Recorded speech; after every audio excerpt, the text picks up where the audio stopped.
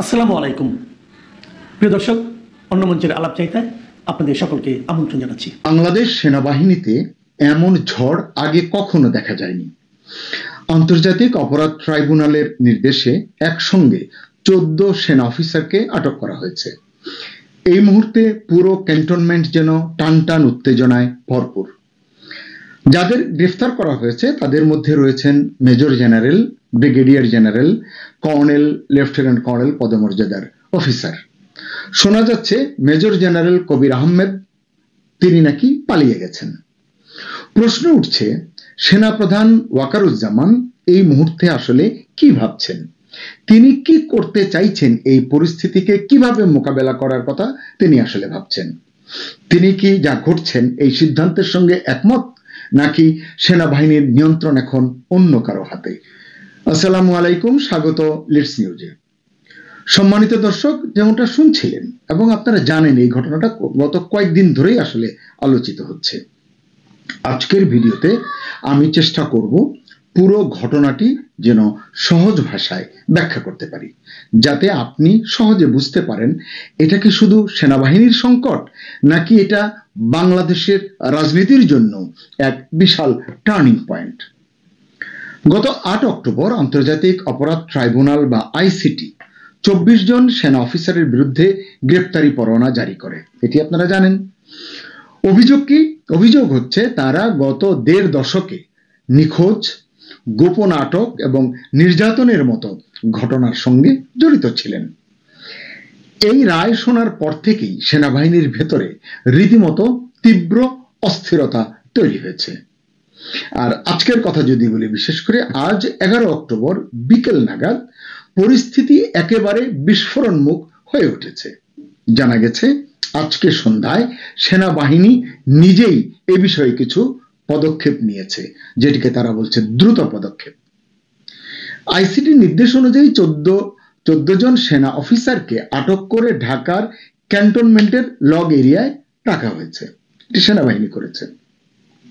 যে log area, এই জায়গাটা হলো সাধারণত সেনাবাহিনীর ভেতরের এক ধরনের নিরাপদ এলাকা, যেখানে কাউকে অস্থায়ীভাবে রাখা হয় যতক্ষণ না তাকে অন্য কোনো কর্তৃপক্ষের হাতে তুলে দেওয়া হয়। যেমন আজকের ঘটনার ক্ষেত্রে যদি আমরা বুঝি যে এটি বিচার প্রক্রিয়া এগিয়ে নিতে হলে পুলিশের হাতে হস্তান্তর করতে হবে, সেই পর্যন্ত তারা লগ এরিয়ায় থাকবেন না কি হবে, এটি নিয়েই এখন জল্পনা চলছে। কিন্তু এই পুরো ঘটনাকে আরো জটিল করে তুলেছে ছোট্ট একটা খবর। সেটা কি, একজন বড় অফিসার পালিয়ে গেছেন, মেজর জেনারেল কবির আহমেদ। কেউ বলছেন তিনি হয়তো গোপনে বেরিয়ে গেছেন, সেফ এক্সিট নিয়ে গেছেন। কেউ বলছেন হয়তো ভেতরের কিছু অফিসার, তার সহকর্মীরা তাকে পালিয়ে যেতে সাহায্য করেছেন। এখন প্রশ্ন উঠছে, এই পলায়ন আসলে বিরোধের চিহ্ন, নাকি সেনাবাহিনীর ভেতরের একটি বিপজ্জনক বিভাজনের বার্তা? অনেকের মনেই একটা প্রশ্ন আসতে পারে, আইসিটির রায় নিয়ে যে এত কথা হচ্ছে, কেন এটি নিয়ে এত বিতর্ক কেন? আইসিটি অর্থাৎ আন্তর্জাতিক অপরাধ ট্রাইব্যুনাল মূলত আপনারা জানেন যে এটি 1971 সালের যুদ্ধাপরাধের বিচার করার জন্য গঠন করা হয়েছিল। কিন্তু এখন এই ট্রাইব্যুনালই 2009 থেকে 2024 ক্ষমতার পরিবর্তন পর্যন্ত ঘটে যাওয়া এনফোর্সড ডিসঅ্যাপিয়ারেন্স বা বিচার বহির্ভূত নিখোঁজের ঘটনাগুলোর অভিযোগ শোনা হচ্ছে। সেনাবাহিনীর অনেকে প্রশ্ন তুলেছেন, আইসিটি আদৌ কি বিচার করার এখতিয়ার রাখে? এটি আসলে বিতর্কের এখন একেবারে মোদ্দা কথা। মানে আইসিটি এই বিচারটি আসলে করতে পারে কিনা, সেনা কর্তাদের বিচার করতে পারে কিনা। তাদের যুক্তি হচ্ছে, যদি কোনো সেনা সদস্য আইন ভঙ্গ করেন, আইন অমান্য করেন বা কোনো অপরাধ করেন, তাহলে সেটা 1952 সালের আর্মি অ্যাক্টের অধীনে কোর্ট মার্শাল বা অভ্যন্তরীণ সামরিক আদালতে বিচার হওয়া উচিত, বিচার চলা উচিত। আসলে এই জায়গাটিতেই আসলে শুরু হয়েছে মূল টানাপোড়েন। আইন বনাম আনুগত্য, এই দুইয়ের লড়াই আসলে এখন চলছে সেনাবাহিনীর ভেতরে, এটি আমার মনে হয়। সেনাবাহিনীর অভ্যন্তরীণ প্রতিক্রিয়া নিয়েও কিন্তু অনেক কথা শোনা যাচ্ছে, কিন্তু দায়িত্বশীল মূলধারা গণমাধ্যমে বিষয়টি সেভাবে আসছে না, আপনারা দেখেছেন। তবে সোশ্যাল মিডিয়ায় কিন্তু আলোচনার কমতি নেই, আমি সেই রেফারেন্সে তাই গেলাম না। সেনাবাহিনীর অভ্যন্তরের এই মুহূর্তের পরিস্থিতি নিয়ে এখন আসলে সবার ভেতরে এক ধরনের উদ্বেগ কাজ করছে, আমার ভিতরেও কাজ করছে। কি হচ্ছে? গত 9 অক্টোবর সেনাপ্রধান জেনারেল ওয়াকারুজ্জামান সিনিয়র সেনা অফিসারদের নিয়ে একটি বৈঠকে বসেছিলেন, এমনটি জানা গেছে। সেখানে সেনা অফিসাররা মানে সিনিয়র অফিসাররা কোনো রাগ ঢাক না রেখেই তারা বলেছেন সরাসরি আইসিটির এই রায় সেনা সদস্যদের মর্যাদা এবং সম্মানকে ক্ষতিগ্রস্ত করছে। কেউ কেউ সরাসরি দাবি তুলেছেন আমাদের অফিসারদের মানে সেনা অফিসারদের বেসামরিক আদালতে নয় সেনা আইনে বিচার করা হোক, যেটি বললাম সেনা আইন 1952 কথা বললাম। আরেক অংশ মনে করেন ন্যায় বিচার সবার জন্য সমান হতে হবে, তিনি সেনা হোক, পুলিশ হোক, সিভিল হোক, অর্থাৎ অপরাধ করলে আইনই যেন শেষ কথা, এটি হচ্ছে এই পক্ষের মতামত। ফলে দেখা যাচ্ছে সেনাবাহিনীর মধ্যেই এখন বিভাজন তৈরি হয়েছে, দুটি গোষ্ঠী তৈরি হয়ে গেছে, কেউ বলছেন 3টি ভাগ হয়েছে। এটি এবার রাজনৈতিক দলগুলোর সঙ্গে মিলিয়ে বলা হচ্ছে, আমি সেই আলোচনায় যাচ্ছি না, সেটি অন্য সময় আলোচনা করব। এই যে দুটি গোষ্ঠী যেটি মনে হচ্ছে যে তৈরি হয়েছে সুস্পষ্ট, এক পক্ষ আইসিটির রায় মানতে চাইছে, মানে আইসিটি যেভাবে এগোচ্ছে সেটিকে সমর্থন করতে চাইছে।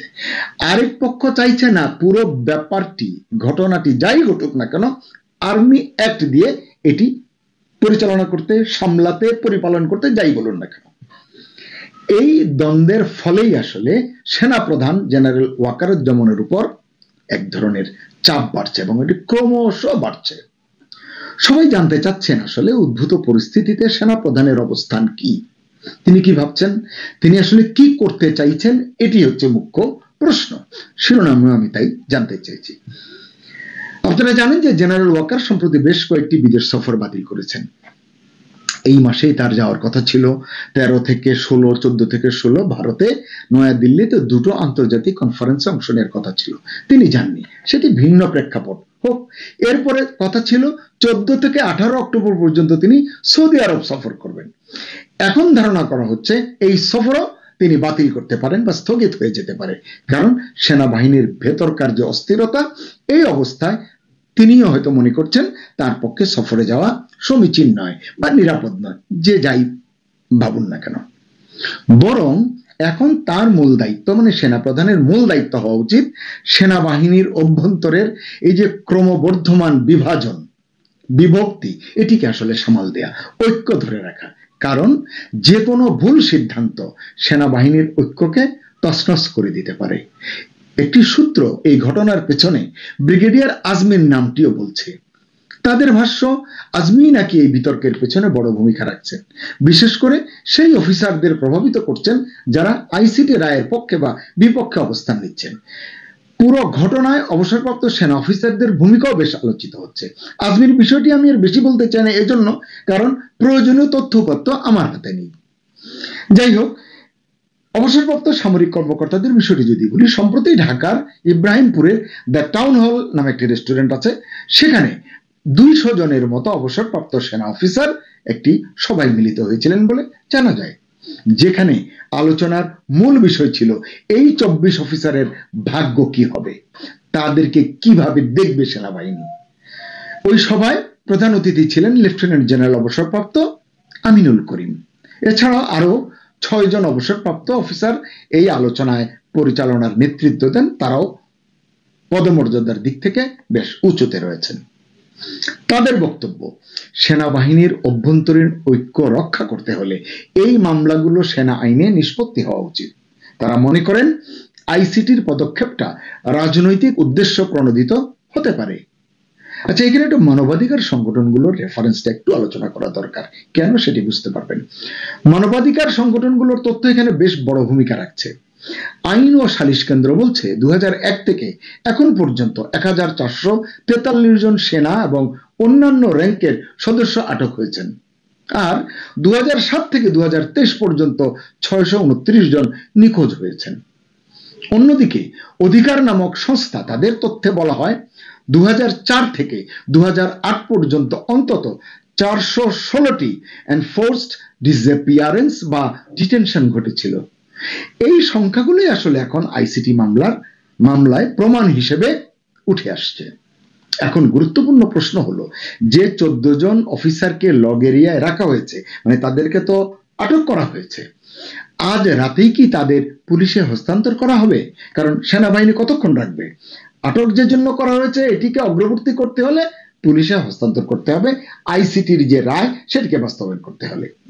যদি হস্তান্তর করা হয় তাহলে এটি বাংলাদেশের সেনা ও বেসামরিক প্রশাসনের সম্পর্কের ইতিহাসে একটা নজিরবিহীন ঘটনা হবে। একই সঙ্গে মেজর জেনারেল কবির আহমেদের পলায়নও বড় মাত্রায় দাগ ফেলবে। এটা যদি ভেতরের কারো সহায়তায় হয়ে থাকে, তিনি যে পালিয়ে গেলেন, স্কেপ করলেন, তাহলে সেটা বাহিনীর ঐক্যের জন্য আরো বিপজ্জনক বার্তা দেবে। আর যদি আইসিটির এই রায় কার্যকর হয়, মানে যেভাবে তারা দিয়েছে এভাবে যদি এগোয়, তাহলে সেটা ভবিষ্যতে আরো অনেক অফিসারের বিরুদ্ধে তদন্তের দরজা খুলে দিতে পারে। যে প্যান্ডোরার বাক্স খুলে গেল, এখন একের পর এক বের হতে থাকবে, আটক হতে থাকবে, এরকম হতে পারে। ফলে এখন পুরো বিষয়টি হয়ে উঠেছে একদিকে আইন, অন্যদিকে আনুগত্যের লড়াই। সেনাবাহিনীর জন্য এটি শুধু বিচার নয়, বরং নিজেদের অস্তিত্ব রক্ষার লড়াইও এটি। দর্শক, এই ঘটনাকে শুধু আইনি মামলা হিসেবে দেখলে ভুল হবে বলে আমার মনে হয়। এটা আসলে বাংলাদেশের ক্ষমতার ভারসাম্যের একটা বড় পরিবর্তনের ইঙ্গিত। একসময় যেসব ঘটনা গোপন থাকত, আজ সেগুলো বিচারকের টেবিলে চলে এসেছে। কিন্তু এই বিচার যদি সেনাবাহিনীর ভেতরকার, মানে ভেতরের আস্থা ভেঙে দেয়, তাহলে তার প্রভাব পড়বে দেশের নিরাপত্তা, রাজনীতি, এমনকি আগামী যে নির্বাচন, আসন্ন নির্বাচন, সেই নির্বাচনেও। এখন পুরো জাতি তাই তাকিয়ে আছে সেনা প্রধান কি সিদ্ধান্ত নেন এবং আইসিটি ও সরকার এই মামলাগুলো কিভাবে পরিচালনা করে। এদিকে আমরাও অপেক্ষা করছি আজকে রাতে কোনো খবর পাই কিনা। এই সেই রাতের খবরের জন্য যত বিলম্বিতই হোক না কেন, এই 14 অফিসারকে, যাদেরকে আটক করা হয়েছে, যারা লগ এরিয়ায় আছে, তাদেরকে হস্তান্তর করা হয় কিনা এবং এ বিষয়ে সরকার পক্ষ থেকে কি ধরনের ব্যাখ্যা দেওয়া হয়। আপনারা কমেন্টে আপনাদের মতামত লিখে জানান। এই ঘটনাকে আপনারা কিভাবে দেখছেন? এটা কি সত্যিকারের ন্যায় বিচার নিশ্চিত করবে, নাকি সেনাবাহিনীর ভেতর রাজনীতি আরো উস্কে দেবে? সকলকে ধন্যবাদ। এই মুহূর্তে আপনাদের সামনে কথা বলতে এসেছি সেনাপ্রধানের সৌদি আরব সফর বাতিল, সফরে আসছেন ইন্ডিয়ান আর্মি। এই প্রসঙ্গটা নিয়ে আপনাদের সামনে এই মুহূর্তে কথা বলবো। ভারতীয় গণমাধ্যম নর্থ ইস্ট নিউজের চন্দন নন্দী একটি স্টোরি করেছে খানিক আগে। তাতে যেটি জানা যাচ্ছে যে সেনাপ্রধান জেনারেল ওয়াকারুজ্জামানের 4 দিনের একটি সফর ছিল সৌদি আরবে এবং এই সফরটি ইতিমধ্যে বাতিল করা হয়েছে বাংলাদেশের পরিবর্তিত উত্তপ্ত পরিস্থিতিতে। তার সফরের, সেনাপ্রধানের সফরের লক্ষ্য ছিল সৌদি আরবে একটি স্থানে বাংলাদেশ সেনাবাহিনীর সদস্যদের মোতায়েন করার সম্ভাবনা অনুসন্ধান করা, মূলত যেখানে আগামী কয়েক মাসের মধ্যে মার্কিন সেনারা সেখান থেকে চলে যাবে। সেই জায়গাটায় বাংলাদেশের সেনা সদস্যদের মোতায়েন করা যায় কিনা এরকম সম্ভাবনা তালাশ করতে যাচ্ছিলেন মূলত সেনাপ্রধান জেনারেল ওয়াকারুজ্জামান। কিন্তু 14 জন বাংলাদেশি সেনা কর্মকর্তাকে নিয়ে, বিশেষ করে আন্তর্জাতিক অপরাধ ট্রাইব্যুনাল থেকে ওয়ারেন্ট ইস্যুর পরে সহিংসতা শুরু হতে পারে বলে আশঙ্কা করে জেনারেল ওয়াকারুজ্জামান তার 14 অক্টোবর থেকে শুরু হওয়া 5 দিনের সৌদি আরব সফর বাতিল করেছেন। এছাড়াও আরো একটি খবর সেটি হচ্ছে মেজর জেনারেল কুন্দন কুমার সিং এর নেতৃত্বে ভারতীয় সেনাবাহিনীর সামরিক গোয়েন্দা ইউনিটের 4 সদস্যের একটি প্রতিনিধি দল আগামী 14 থেকে 16 অক্টোবরের মধ্যে 2 দিনের সফরে ঢাকায় আসবে। এটি একটা নিউ ডাইমেনশন এবং নতুন ঘটনা। গত 15 মাসে ভারতীয় সেনাবাহিনী বাংলাদেশে আসেনি। 8 অগস্ট 2024 সালে ডক্টর ইউনূসের নেতৃত্বে অন্তর্বর্তীকালীন সরকার ঢাকায় দায়িত্ব গ্রহণের পর এটি হবে ভারতের গুরুত্বপূর্ণ কোনো সেনা ইউনিটের বড় সফর। ভারতীয় সেনা কর্মকর্তারা সশস্ত্র বাহিনী বিভাগ এবং বিমান বাহিনী সহ বাংলাদেশ সেনাবাহিনীর বিভিন্ন ইউনিটের সাথে ধারাবাহিক গুরুত্বপূর্ণ বৈঠক করবেন, যার মধ্যে রয়েছে directorate general of forces intelligence DGFI, army aviation group এবং 10ম পদাতিক ডিভিশনের সদর দপ্তর। 10ম পদাতিক কোথায়? কক্সবাজারের রামুতে। সেখানেও ভারতীয় সেনাবাহিনী বৈঠক করবেন। 8 অক্টোবর আন্তর্জাতিক অপরাধ ট্রাইব্যুনাল আইসিটি এক আদেশের পর জেনারেল জামানের নির্দেশে বাংলাদেশ সেনাবাহিনী 11 অক্টোবর 14 জন major general, brigadier, colonel, lieutenant colonel এবং মেজর পদমর্যাদার কর্মকর্তাকে হেফাজতে নেয়। একজন কর্মকর্তা মেজর জেনারেল কবির আহমেদকে গ্রেপ্তার এড়িয়ে পালিয়ে যাওয়ার সন্দেহ করা হচ্ছে।